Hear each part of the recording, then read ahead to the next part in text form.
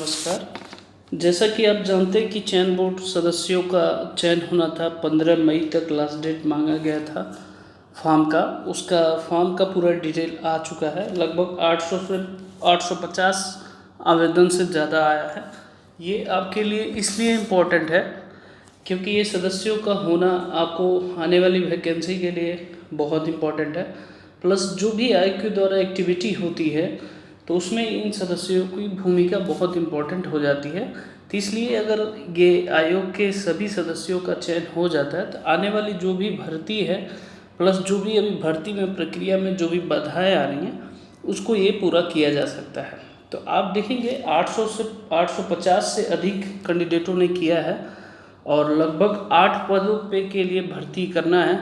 इसका मतलब आप समझ रहे होंगे कि 8 पदों पे 850 मतलब एक सीट पे लगभग 100 से कम कैंडिडेटों की अगर बात करें तो एक सीट पे 90 के आसपास मान के चलिए कैंडिडेट ऐसे हैं कि जो एक सीट पे फाइट करेंगे। इसमें दिलचस्प बात ये है कि 2 पद तो शिक्षा विभाग के अपर शिक्षा निदेशक स्तर के अधिकारी के हैं इसमें, इसीलिए आवेदन शिक्षा विभाग के अफसरों की दिलचस्पी नहीं दिखाई।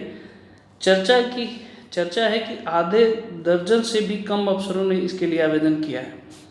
चयन बोर्ड के शेष 8 पदों के लिए सर्वाधिक महामारी है। जो 8 पदों के लिए मैंने आपको बताया था कि ये पूरी प्रक्रिया है, तो देखिए इनकी प्रक्रिया अब जल्द ही शुरू होने जा रही है और आयोग द्वारा जैसे भी लगेगा इनको चयन इंटरव्यू बेसिस पे, चाहे जैसे जो भी इन लोगों का क्राइटेरिया होगा, स्क्रीनिंग प्रक्रिया होने के बाद सदस्यों का नाम अंतिम मोहर लग जाएगी। जैसे कि आप जानते हैं 8 कैंडिडेटों का, तो ये अगर होता है तो आने वाली वैकेंसी के लिए एक तरह से रास्ता आप लोग का निकल सकता है। ये सबसे बड़ी खबर है आज की। आगे बढ़ते हैं। दूसरा याद देखेंगे कि भारतीय विमान प्राधिकरण में ये पोस्ट निकला हुआ है ट्रैफिक कंट्रोलर का। अगर एयर ट्रैफिक कंट्रोलर में ये सबसे बड़ा इम्पोर्टेंट है। पोस्ट यहाँ देखेंगे काफ़ी अच्छा है, 400 के आसपास है। जनरल में 163 है, EWS में 40 है, OBC में 108 है, SC में 59 है, ST में 30 है और PWD में 4 है।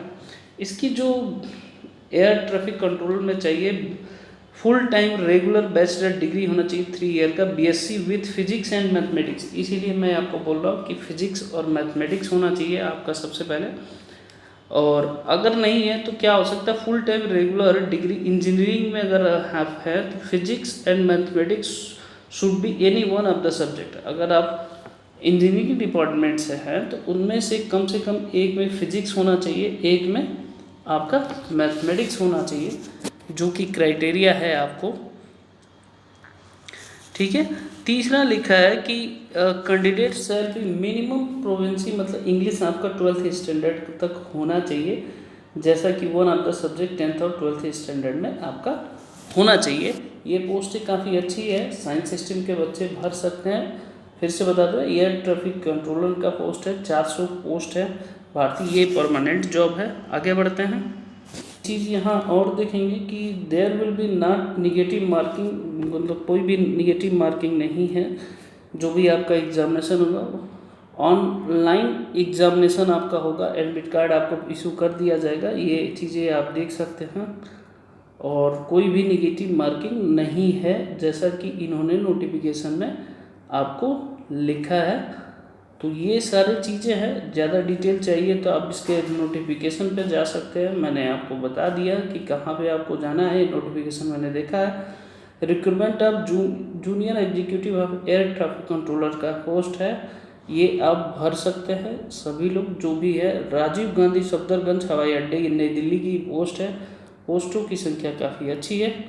आगे बढ़ते हैं कि जो मुख्य खबर ये भी है कि कारण बताकर ही निकाय रोक पाएंगे संविदा। जो भी कॉन्ट्रैक्ट बेसिस पे कर्मचारी होते हैं उन सबों की सैलरी नहीं अब रोक सकते हैं, जो भी निकाय है विदाउट रीज़न बताया हुआ है। तो ये एक अच्छा कदम है, जैसा कि पहले मनमानी तरीके से रोक दिया जाता था, अब ये रोका नहीं जा सकता है। आप उनको रीज़न बताना पड़ेगा, तब जाके आप उनका वेतन रोक सकते हैं।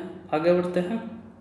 देखिए, अगर मुक्त विश्वविद्यालय से PhD में प्रवेश करना आप चाहते हैं तो राशि टंडन मुक्त विश्वविद्यालय 22 और 23 का अगर का पीएचडी करना चाहते हैं तो मंगलवार से आपको आवेदन की प्रक्रिया शुरू हो गई है पीएचडी का, तो ये आप कर सकते हैं।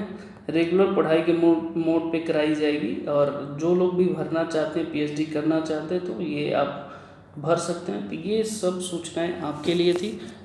आई होप आपको समझ में आया होगा। तो ओके, जय हिंद, जय माता दी।